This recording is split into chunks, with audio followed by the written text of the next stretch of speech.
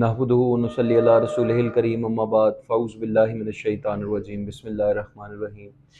الحمدللہ public science school آج 9 نومبر جو کہ یوم پیدائش ہے مفکر پاکستان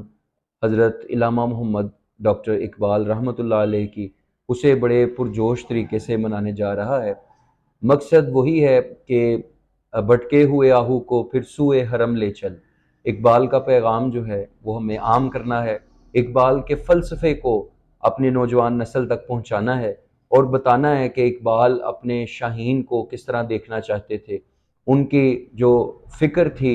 وہ پاکستانی عوام کے لیے کیا تھی، وہ کس طرح سے ایک آئیڈیل سٹیٹ میں ہمیں دیکھنا چاہتے تھے، اور جس کا اظہار بار بار انہوں نے اپنی شاعری میں کیا ہے۔ تو آج ہم بچوں کو تیار کر رہے ہیں اور انہیں بتا رہے ہیں کہ 9 نومبر جو یوم پیدائش ہے ایک عظیم ہیرو کی، جس نے نہ صرف ہمیں اس پاکستان کا کانسیپٹ دیا بلکہ اس میں رہنے کا طریقہ کار بھی بتایا۔ آج تجھ کو بتاؤں تقدیر امم کیا ہے، شمشیر و ثنا اول طاؤس و رباب آخر کے پیغام کے ساتھ آج